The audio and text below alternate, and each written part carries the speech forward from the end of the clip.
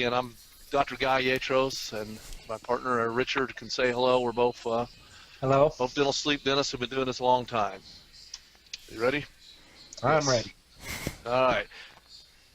Thanks, Keller Lab, for sponsoring this and promoting it. And I know a lot of you all heard about this through Keller, and we do a lot of our dental devices through them. We've been working with them for years, and they're knowledgeable and helpful. If you're getting involved in dental sleep, it's one of the many resources you can use in our great lab, and thanks for having us. We're from Dental Sleep Solutions.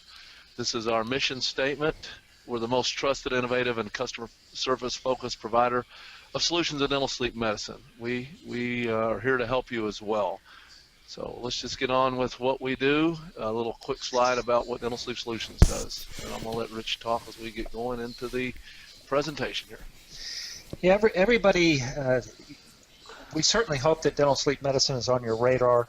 I know some of you are already working with us. If you are, thank you for your patronage. If you're not, we'd love to be working with you. I don't think anybody out there helps dentists do this as well as we do, and we truly are here to help you guys do this. So we do have another webinar coming up, which is sorry about that. That's all right. Go back one more. Yep, there we go. At the end of October, and we're going to do that on case presentation. And I think that's a one you might want to have maybe your office manager, your financial coordinator sit in on as well. For those of you who are dentists and your staff doesn't always sit in on these, because we're going to go over a lot of verbiage that I think is very good at simply helping get patients to do this. You know, sometimes that's our biggest challenge, and we're going to talk a little bit about that tonight as well with the sleep test.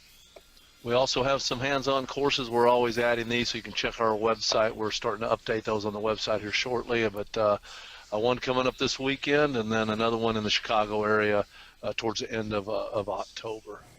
So you found a patient, Guy. You know, in your practice, we talk an awful lot about screening. Sometimes we find them because we walk out in the waiting room and to get them, and they're out there snoring, right, asleep. But so we found a patient that might have sleep apnea. So now what do we do? Now what do we do, right? A lot of choices here. Well, let's get a sleep test. You know, last time what kind? Yeah, there's a bunch of them on here, and we're going to kind of try to clarify what we need to know as dentists. And you know, a really disheartening thing can be spending all the time doing the screening, like we talked about during the last webinar. You get your team really good at that, and the patient finally says, "Yes, I need to know if I have this problem. What do I do?" And you've got to have an answer to these things.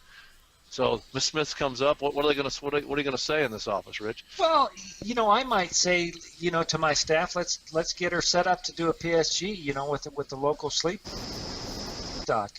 It's okay if we do a split night study if she meets the criteria to titrate PAP, and then let's create some accountability by setting up her an appointment for 3 or 4 weeks from now. So if you said that to your office manager, you who are a dentist listening to this, would she know what to do? Does she have the referral form for the local sleep lab? Do you know what a split night study is? Do you know what a titration sleep study is?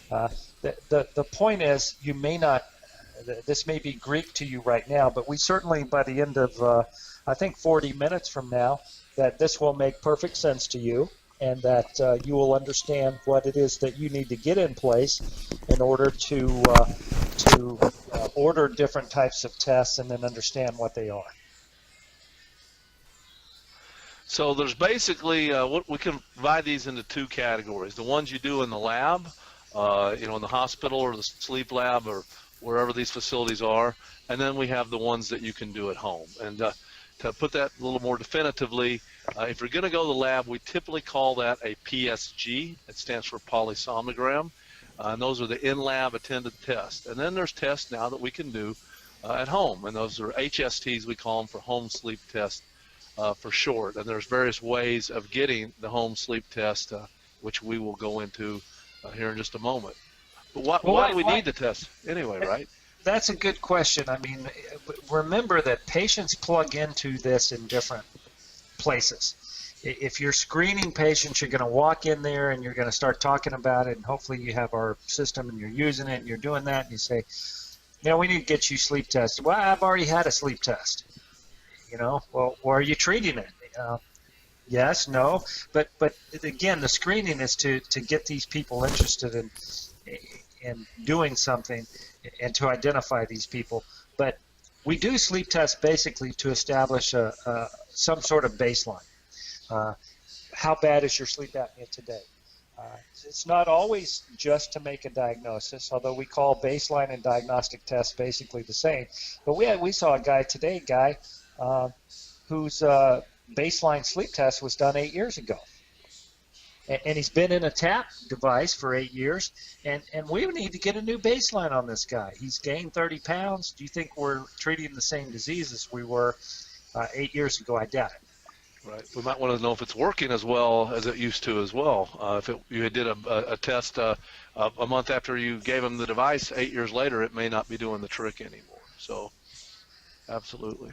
And that's Anything the second part of that, right? Establish efficacy of our treatment itself, and then, lastly, we can titrate some type of treatment. If we provide some type of treatment, is it working? When establish efficacy of a treatment type. Right. So we can break that down a little further. So the diagnostic test is to determine if they have apnea, and we as dentists can be involved in so much as facilitating the test, getting them to the proper referrals, but we cannot interpret this. We have to have a physician who reads the test and determines if they have apnea. Ideally, the physician should be board certified. Now, once someone's tested, we talked about titration, and titration is basically adjusting the device that is intended to help the apnea during the test, and we can do that with CPAP, or we turn the CPAP pressure up until the airway's open. We can also do that with a dental device, where we can adjust the dental device during the sleep test, so that either the patient adjusts it after they're woken up, or the technician would be during a PSG, and we move the device forward until the airway is maximally open, or until there's not a significant amount of apnea. And then the last one, you're basically just. I lost you there, Guy, for a second. The last one, you're just. And this came about split night because payers didn't want to pay for a full night test, because if we go back in time a little bit, I'm assuming you guys can still hear me. I've lost you, Guy. We did a diagnostic or a baseline sleep test, and it was the whole night. And then we had the patient come back, and they put CPAP on him in the lab, and then they would do the sleep test with the PAP on for an entire night again. And now the payers don't want to pay for that, so they simply do the split night test. So you first part is a baseline, and then after that you go into titrating the PAP, so that we can only have to pay for one test, basically. So, okay, Guy, they can hear me, but I don't think they can hear you. So, yeah, go ahead and we'll figure out your audio here. But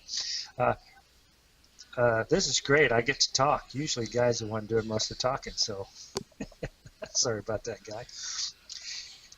Remember that regardless of what type of test we do, that it is the MD that provides the diagnosis.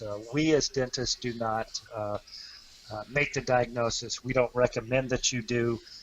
Big mess in Texas State Board of Dental Examiners over this the last year or so. I think you're going out on a limb if you want to do that. We certainly wouldn't recommend that you do that. So we talked about a couple different things, the in-lab test and the home sleep test.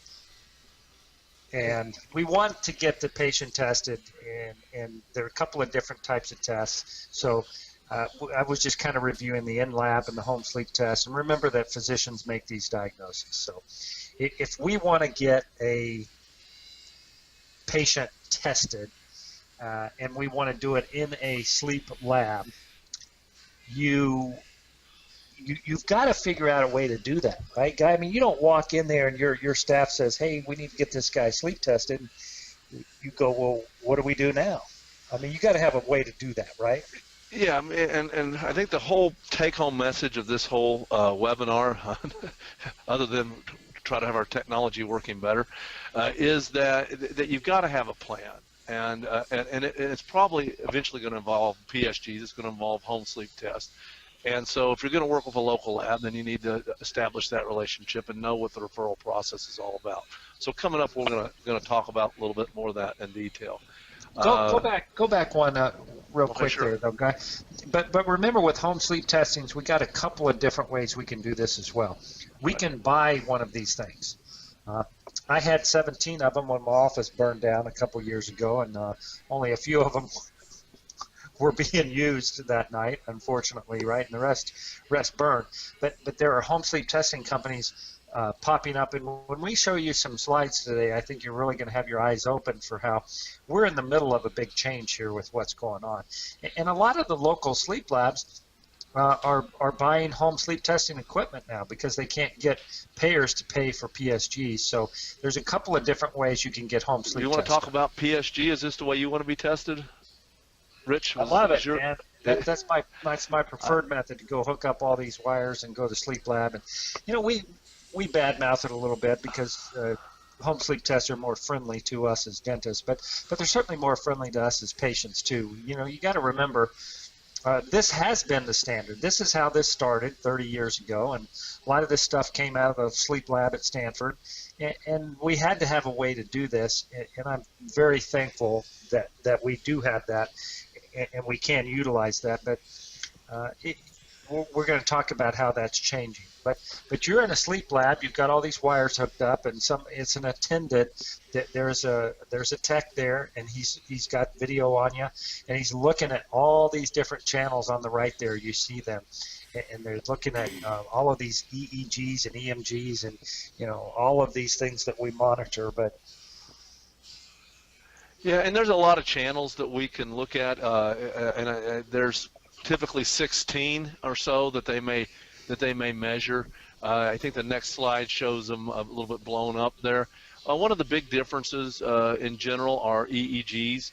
We do a better job of sleep staging, of knowing whether you're asleep. Although ambulatory equipment can do this, it's a little less predictable as far as how you hook it up. So the various channels that we look up, some of them are similar and some aren't. The EKG is not always done. EEGs are not always done, and EOG, which is looking at the eyes. So these are, each one of these are channels, the little lines Rich was talking about, or what the technician is sitting there live and is able to interpret and make sure that the channels are coming in loud and clear, that none of the leads have come off. How long, Guy, think back to when you were getting started, because we don't use PSGs a whole lot anymore. And again, that's part of what we're here to learn about tonight. But if you send somebody out to the local sleep lab and sleep doc, how long did it take?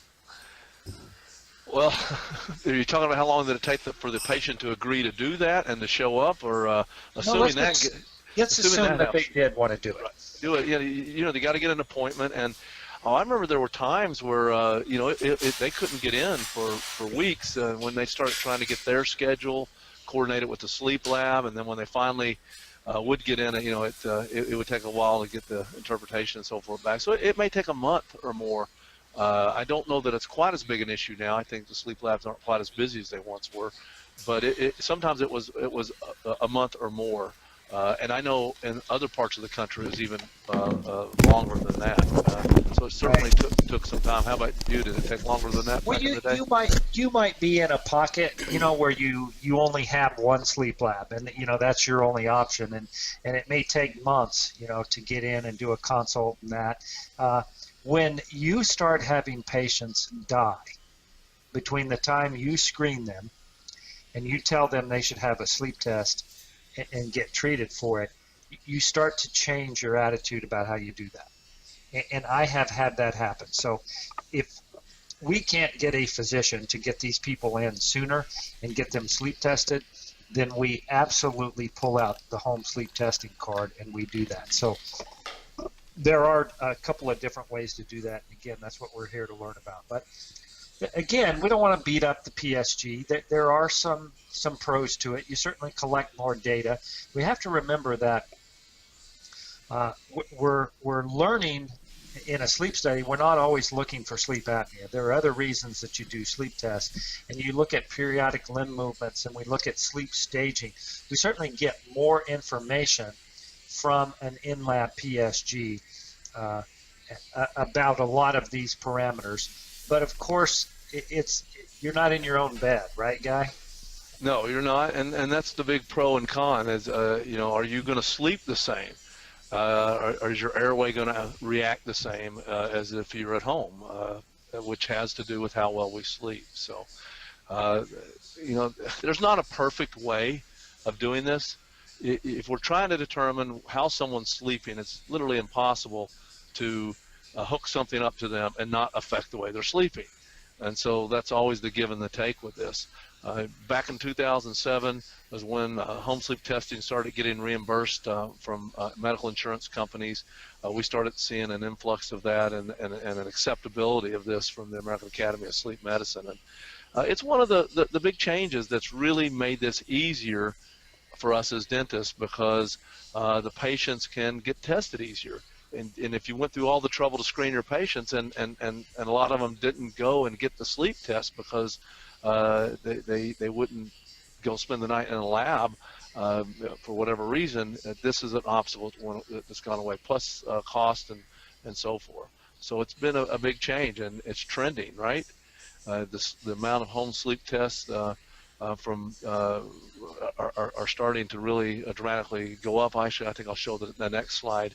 Well, go back one there, Guy, and you see from 2007 we had some change, and then in 2008, 2009, and 10, the blue at the very bottom is the home sleep test, and the other two are basically tests, baseline test and titration tests, the kind of orange, and you see, what's that? It peaks at over 160 million for baseline sleep tests, and we're starting to see this flip-flop now. And when you go to the next couple of slides, you really see in 2011, actually July of 2011, when Medicare decided to change this. I mean, look at the difference in that we're seeing just literally overnight.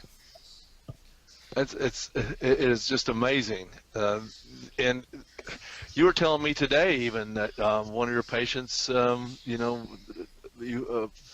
got denied or tried to go back for the PSG, and now the insurance companies are saying, no, we don't pay for that. We pay for a home sleep test, and when there's a strong reason for the PSG, then they'll have them go in and pay for that, instead of the other way around, where everybody went in for the PSG first, which makes sense. If I'm the insurance company and I'm looking for someone's airway to see if they're breathing properly, and I can do an ambulatory test for less cost, then it makes sense.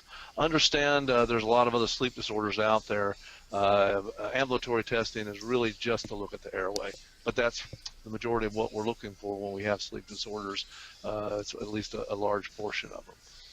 Yeah, they estimated Which ones of these do you have?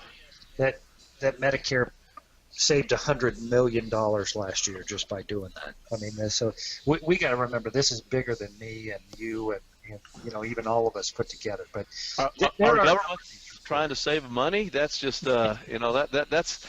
that's just write it down. That's great, for once. We're trying to, Medicare is trying to do something smart, which we do think it is. It's much better in many cases. And here's some of the ones that we've used in the past. I think that one in the top right is the only one that survived, one of the few that survived the fire, isn't it? Right. Yeah. Right. But again, we're trying to move these out of the hands of dentists. You can certainly buy one, and you can use them as you titrate your own devices and do things like that. But remember that patients can be diagnosed by either test. It doesn't make any difference if it's a PSG or a home sleep test. The MD reads and interprets that report and makes a diagnosis from that. Okay, we have to be careful how we do this in our community. Certainly if you're getting started with this and you only have one sleep lab in your town, I'm not sure I would do nothing but home sleep test, because you're probably going to alienate that physician that owns that sleep lab. So you have to be politically correct about how you go about this, right, Guy? Absolutely. I know when we started, this wasn't around, and that's how we built our practices, is by working with the local sleep labs, the local physicians, and we want to be mindful of that, and it really does depend on your community. I think the mix is always going to be a little bit of both in most areas, or some of both. It just depends on the proportions that you're going to do. So I still use PSGs, and now we're using the same sleep physicians who also provide home sleep testing. So Right. there's still a great way to work with them. This is what Right. changed things here too. Well, this changed. If we go back in time a little bit, what happened was the sleep docs saw the patient. They did the consultation. They said, you know what, you need a sleep study. I want you to go down the street here where my sleep lab is and get a sleep test. And then I want you to go down the street to my DME company and buy CPAP from me. So Medicare has very plainly said that this will not happen again.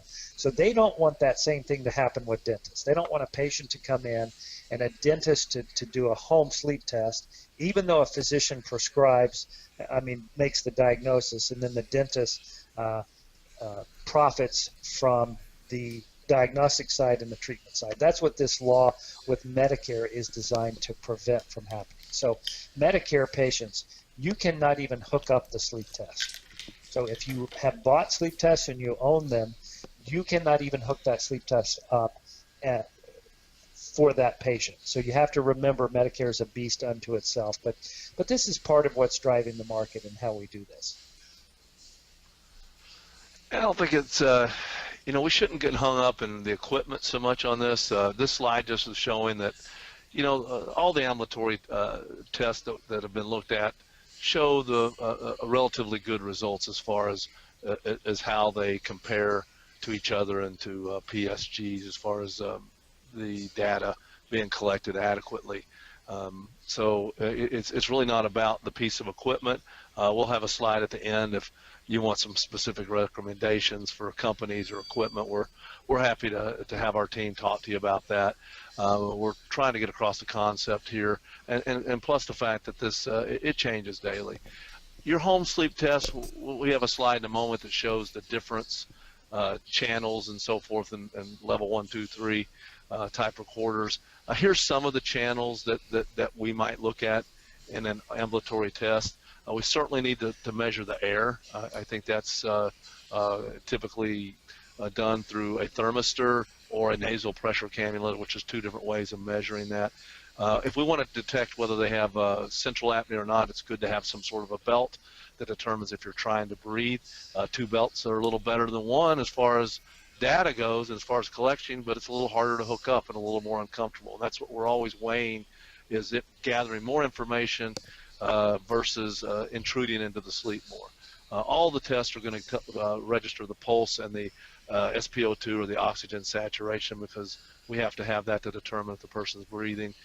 We really like body position in these for dental sleep, because we know that dental devices sometimes will work better on people who have supine-dependent apnea, and sometimes we may correct a lot of their apnea, but they may still have supine-dependent apnea that we can work with positional therapy and moving and snoring. Now these, like I say, all of them don't do all these, but these are some of the channels that you might see in an ambulatory test. Anything to add on that, Rich? No, that's good. All right, we'll move on. And you don't have to memorize this, but we just thought it was worthwhile to throw it on the screen. Basically, to be covered, what is it, Rich? A type 3 test, I think they have to be covered by the insurance companies these days. For a diagnosis as well. So you got the two bookends. The bookends are the type 1, which is the in-lab sleep test that has 16 or more channels, and a type 4 home sleep test, which is simply a pulse oximeter, right? and then you got the type 2 and 3 in between there. So again, you don't have to memorize this. What we need to understand that is if we're going to involve a home sleep testing company or we're going to utilize our own home sleep testing equipment, it needs to be at least a level 3 recorder that we do that with. So there are ways to get these things interpreted by services and things like that, but we'll talk about that in a little bit. Okay. I don't know if there was a question there. Can you use your home sleep test to determine how well this is working? Did you answer that, Rich, at all in a type? No, I haven't typed anything in there, but we can certainly use our own home sleep testing equipment to titrate our dental devices. Absolutely. We can. If it's a Medicare patient, can we do that? Yes, we can, but we can't bill for it. You just have to understand that. Right. And we can use it for our information to see how well they're working. Just like we did, one of the reasons Rich had so many home sleep testing pieces of equipment is that is how we help determine how well our devices were doing and titrated them back even when we were using PSGs for diagnosis only. It was still an efficient way in many cases to see how well our devices were working and to get them more adequately adjusted. So a home sleep test, what's good and what's bad about it? Well, it's certainly more convenient, right? I get to do it in my own home. Some of the machines will have the ability to test multiple nights. Some of them will do 3 nights.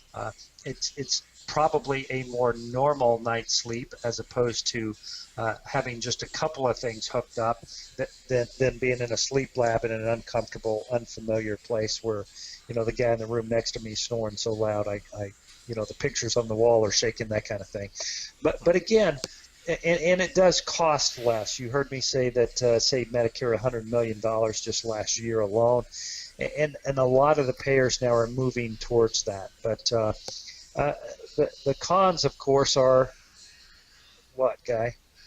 Well, you're not getting as much data, and so I think that one of the key ones are if you want to know if the patient's actually asleep, you got to have the EEGs properly placed.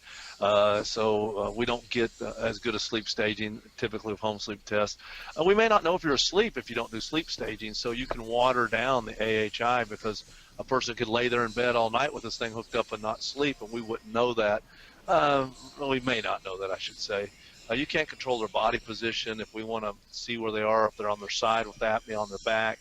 If the lead comes off, well, then we're going to have to repeat the test. Let's say the pulse oximeter comes off in the middle of the night. Some of the machines will yell at you and start making louder and louder noises, and maybe the patient will get up and put it back on. But if not, you'll get the data back and you'll download it and go, or the physicians will download it and say, well, we got to repeat this because we don't have good data here. And it's really not indicated for anything other than looking at airway problems. Home sleep tests are just indicated for that. If someone has narcolepsy or other type sleeping disorders, we're typically going to use a PSG or other methods to determine that. So what's the difference here, Rich? Well, you've said this for a long time. The PSG is simply a more accurate test of a slightly atypical night's sleep, as opposed to a home sleep test, which is a slightly less accurate test of a more typical night's sleep. And again, the payers are really the people who are driving this. So you guys are sitting there thinking, oh, I'm going to screen a patient and I need to get them sleep tested. That's what we simply tell people. You need to get sleep tested.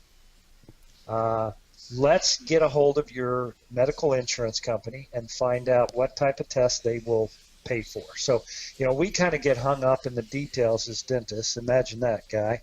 And, so much anymore, it's just turning into, it doesn't matter what we think or what we think they should do. The payer's only going to pay for a certain type of test. And that's obviously moving from PSGs to home sleep tests. So our philosophy at Dental Sleep Solutions is we really want to take that part of it out of your hands and so that you don't have to do that. So again, we like to work with companies that do this, and we think it just simply works better in your office when you do that. We've had very few dentists across the country who hooked up a sleep test and billed for it and were reimbursed for it. So you can bill for it all you Yeah, want, but whether you get paid for it or not is another deal altogether. and again, you can't do it with Medicare, period. So you've got to have other systems in place.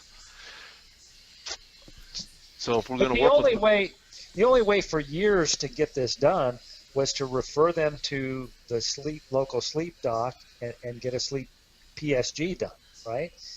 And we know sometimes that can take months, even in certain parts of the country still. So the obstacle of simply getting a patient to do that has been a big problem in the industry, right? I mean, how many patients, Guy, have you said, you know what, you really need to get tested? I think you got a problem going on here with your blood pressure and your diabetes and your snoring and you're being tired and your car wrecks and all this other stuff, and you tell them to go get a PSG in the lab, and can you get them to do it? about 1 out of 3. As you know me for years, I'm track numbers and I pay attention to things like that. And when running a practice, and when I was running my dental practice, we would screen our patients, and most of them would say they were going to go, or some of them wouldn't. They would just flat out refuse. But even the ones who said they were going to go, we would see them again for the recall or their next appointment. Oh, I haven't done that yet. I haven't done that yet. Yeah, I know I need to do it. And it just, I found about 1 out of 3 would consistently, we could get them to go. How do you track that now? Because I know you're doing just sleep now, but how would you recommend a dentist track that? Let's say that home sleep testing is less of an option for them, and they want to. Let's not even say that. Let's just say we want to send the patient for a sleep test, and we have a system in place to do that. How do you track that? Well, we do it through our software now with a task to follow up, but most offices have some system of recall or something like that. So when you talk to a patient, they agree to go get a PSG. I think what you said earlier in the slides were important. Okay, you're going to go ahead and get that, and we're going to schedule you an appointment at some period in the future, assuming that will be done. That kind of puts the heat on them to do it, and then we're going to put something in our message system, and in our DS3 we put it in the task to check on them in a couple of weeks, and it pops up and make sure they've done that, and then having the appointment scheduled at some distant 3-4 weeks in the future is also a good idea, because that kind of puts some urgency into it. Do you think that gives them some accountability? Like, hey, I've got to go talk to Dr. Yatros in a couple of weeks. I better get that sleep test done. Absolutely. I mean, I think having that future appointment is very helpful, and I didn't always do that. So back when I said 1 to 3, when that was the only way to get these people tested, we didn't have the systems we have in place. We just said, go get tested. Yeah, I'll do that. They just didn't do it. But about 1 out of 3, if you do other things like make them accountable. Remember that we want to collaborate with our physician colleagues here. We're not promoting that you do this on your own and you just bypass the physicians. That is not the point here. The point is to get people sleep tested, to have a physician make that diagnosis, and within your own community, make that work and establish relationships with MDs. We're seeing more and more internists and just regular type of physicians who aren't pulmonologists or sleep specialists, but this is all that they do, and they become board certified in sleep. But pulmonology seems to kind of own this. But remember, building those relationships really treats patients better in the long run, and it also sometimes the physicians even think you're a real doctor. Yeah, well, if we're going to pick a physician for this, one who's board certified in sleep, and you may ask, do they have to be? It's within the scope of their how do you say that, Rich? Within the scope of their licensure to read sleep tests and so forth, but the insurance companies may not look as highly on. Let's pick one that's board certified to do this. Ideally, it would be one if the sleep lab they have readily available to do PSGs, but now maybe the local physician that you're working with is also offers home sleep tests. That's a great way to get started, because now you've got one relationship, and when you go through all that trouble to screen the patient and the patient walks up front, I'm ready to go, or the assistant in the back, whoever's in charge of this. I think that's a valid point, to make sure that we know when the person says that they agree to be tested, who's going to make that appointment, what individuals in your office are responsible for that. So it'd be great if they do both, and we can make that determination then. If you're going to go meet with these people, make sure you understand a little bit about apnea and dental devices and sleep testing.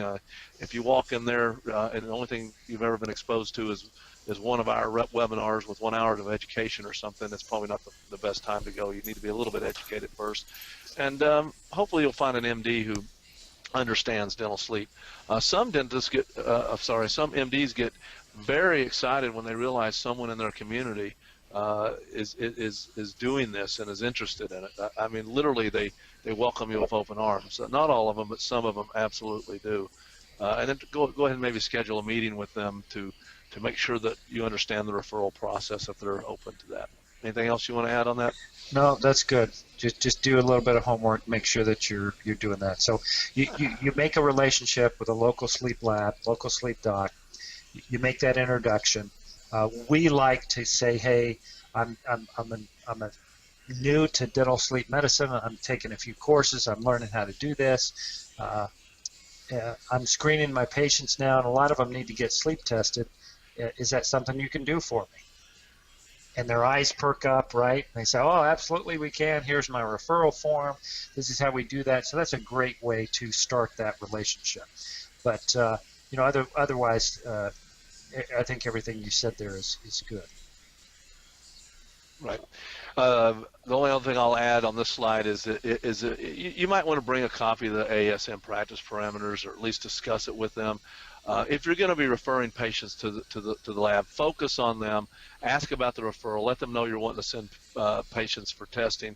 But I think it's fair to expect, if you refer people to them, that they're going to let them come back to you for a consultation, communicate with you, and at least roughly follow the ASM practice parameters to where they're open to dental devices for mild to moderate cases, and for people who can't wear CPAP, that they may send them back your way. I think reviewing those and talking to them about that is always a good idea.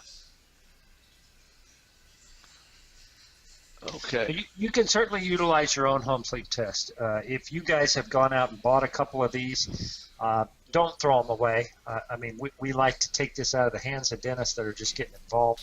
But, if you have them, use them. You can do the test, not for Medicare patients, remember, but you can do the test. Then you can upload that study to a third-party service where a physician will actually make the diagnosis from that. And again, we'll give you some recommendations for that if you give us a call later. We think the easiest way to do this is just identify a national home sleep testing company and utilize their system for a referral. And lastly, we've talked about the local MD. And some of these guys, since the payers are demanding home sleep testing now, many of them are buying home sleep tests. I've got one guy here in San Antonio, a guy that owns 6 home sleep testing devices now. And, he's using them quite a bit. So that's refreshing. Yeah, so if you want to buy one of these testing units, I used to always say that's the one thing you have to have. Back when we were utilizing our own equipment for, in particular, titrations, and then even for some diagnosis, I don't think you have to do this now. I think it's always good. There's times where having your own equipment, due to insurance or payments, that we might want to retest people who aren't who've already had a few tests that year, but it's not mandatory. If we're gonna purchase one, it's good to know a few things about them and what are good and bad as far as features we want, which we'll get into in a minute. When would you use these, Rich, your own home sleep test versus maybe a company that will test your patients for you? Well, most often we're using them, the ones that I still have, to titrate our dental devices. So we'll make them a particular dental device, and then we'll start moving their jaw forward a little bit. We monitor them through DS3 software. Are they subjectively improving? And yes, they are. So then we do the home sleep test that way. And it's convenient because it's right there in the office, and we don't charge the patients for it. The disposables for some of the machines are $5, and for some they're $85. So that's certainly something, if you're looking at purchasing a machine, you might want to cost it. You might want to ask is how much are the disposables for every time I want to do a study. So, and it certainly increases the patient's acceptance of doing this. I think that's probably the biggest reason that we still mess with it, so to speak. Right. Yeah, and you can have the raw data there. You can even have snore sounds recorded on some of these. You can play it back to them, or to the maybe with the spouse in the room. And so it's a way of exposing some patients who are resistant to treatment by having more data there in front of them to show them. If you're going to purchase it, there are some cons. Of course, the cost. I don't know what the low end of that is. I think around $2,500 or so, and I know some of them cost upward of $7,000. Some of them cost a lot every time you use them, and Rich just mentioned that you might want to pick one that doesn't cost as much each time you use them. And I've known dentists who bought these and they just left them in the box because they're afraid of them. Have you seen? Come on, guy. Yeah, Really? yeah.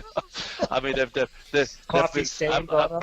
I'm talking to them, and they haven't. They're afraid of it because it takes some time to learn how to use this. And if you just refer to a local physician with home sleep testing or one of the companies, you don't have to learn how to do this. So I don't think that should be the hurdle, but it really is a hurdle for some people. And if you, I would say though, Guy, that the more of this you do and the more comfortable you get, the more you may want to have at least a couple of them, to do some of this stuff. Yeah, but when not you're the first thing started, you have to buy anymore, but as you do more, it's going to be something that you may want to do. And again, you're not going to get paid most likely from medical insurance for this. So. All right, as we go on, if you're going to buy one, we want a level 3 one. We want the disposables. I think that's probably one of the number one things to me, is that it doesn't cost, but maybe under $10 or so each time you use it. Because when we use this primarily for is to, as you said, to titrate. And sometimes if we're having more challenges than others, we may use this multiple times. And if I had to pay $100 every time I used it, or $70, that could really cut in to our bottom line. Yeah, but you're cheap. Not all dentists are cheap. Well, true. I do like the idea of doing more than one night, though. Yeah, is that what you were going to say? Yeah, because now when we do this, we send them home and have them wear their device in more than one position, and so we have the ability to gather multi-nights with multi-positions, and we can make a much quicker assessment as to where their best jaw position is. And so I really like the ones that have 2 or more nights as far as that go. And yeah, it's nice if you have the snore, you can play that. We recommend a nice speaker, and if the person's individual, usually a man, is resistant to doing this, and you can play this sound back that he's making at night, maybe it'll change his mind that this is something that they need to do. So. But you don't. Again, the more of this, I think, the more you'll like to have your own. But you don't have to run out and do it today. We're trying to unload this to the home sleep testing companies that are out there. I mean, literally every day there's another one that pops up. There are several that kind of dominate the market as we record this in 2014. Again. We will give you our recommendations if you call us, but look at the level of customer service that they offer your patients as well as you. Some companies require the MD to order the test. The dentist can't do it directly. We're seeing that less and less, but in certain parts of the country, that may be one of your biggest hurdles. And that's okay, if it is, you just get the patient's primary care doc involved, or sometimes their cardiologist, whomever they like and they see the most, and just get them involved in doing this. But remember, you can't do this with Medicare patients, and Some states you can't do it, but the bottom line is we want to identify these people and we want to get them tested. And we think that the home sleep testing companies are the best way to do this. Yeah, and the pros are pretty obvious. You don't have to buy anything. You don't have to learn anything. You don't have to know specific equipment or training. It's not the redos aren't on you. If for some reason they don't get good data, the company has to do this. And then you don't have to find a doctor to interpret this for baseline or diagnostic studies. So I would say the majority of time, our patients, especially for diagnosis, we're using some sort of company that will deliver these devices to the patients and interpret them and give us a diagnosis. And we're using them a lot for titrations as well. Cons, there's not as many. There may be some negative opinions on this from some people, but and you got to have a MD to sign sometimes for these, especially for Medicare. Again, we can't even be involved in it. The company, some of them are overall, we think this is certainly the trend and the way to go. So, as you select a home sleep testing company, make sure they service your area, right? What kind of reputation do they have? What kind of customer service are they going to give you, both you and the patient? Remember, we're talking about two different levels of customer service there. It's perfectly wonderful that you give me good customer service, but when I refer a patient and you never call them and you never get the test set up, and then when you tell them you're going to deliver it, you don't deliver it, and then even when they do it, you don't come and pick it up, and then it takes you 6 weeks to get them to you get the point, okay? Ask them about in and out of network, right? How much does it cost the patient? The less we charge the patient, right, the more we lower that barrier to getting that patient tested, and how easy it is to do this. And lastly, do they even deal with Medicare? Some do, some don't. These are just things that you should ask. Yeah, and some of them will be more helpful in getting the Medicare patients tested through the hurdles. So you can interview them yourself. They're growing all the time. So which are we going to do? I think a lot of times when it comes to this, we're trying to make these decisions, and it's really sometimes and oftentimes even more and more not us who are deciding. It's the payers, the third parties, the insurance companies that are paying for this. So establish a system is number one, right, Rich? Establish a system. That's the number one thing. You got to have a plan for this. You're saying, Rich, so I'll let you say it, the second line there. Well, and we've, fake it till you make it, right? I mean, somebody says, hey, you tell them you need an implant down there, and they say, well, what does it cost? I don't know. I mean, you've got a system in place now, so we're going to get you sleep tested to figure out if there's an issue here or not. And then you have your local sleep labs that you can utilize. You have your home sleep testing that you can utilize in varying fashions. And I think the biggest thing I really want to drive home is that we create some accountability there. This is a serious disease. Okay, I'm not telling you, you got a little chip on your tooth, you need to get it fixed. This is a disease that can kill you. So you need to get tested, all right? We've got a couple of ways that we can help you do that. They're going to set you up for that. I want to see you back here in 4 weeks, and we're going to talk about your sleep test and go over the results of it. I think that creates that accountability, right? And I think we're about done, aren't we? Yep. Last slide here. If you have questions about this, certainly you can contact us at info@dentalsleepsolutions.com, or there's our phone number as well. We can point you in the direction of these home sleep testing companies that can get your patients tested. We think that's the best way to really get started with this. And then if you're at the point where you want to buy a home sleep testing piece of equipment, we can certainly give you our 2 cents worth on that. Certainly do your own research as well. Anything else clarification from this webinar, we'd be happy to answer for you as well. So the next webinar that's coming up again is on the 28th, and I like your idea, Rich, a lot of having your team. I think that anybody's team that wants to be on here, I know it's in the evenings for some of you, but it would be a great idea.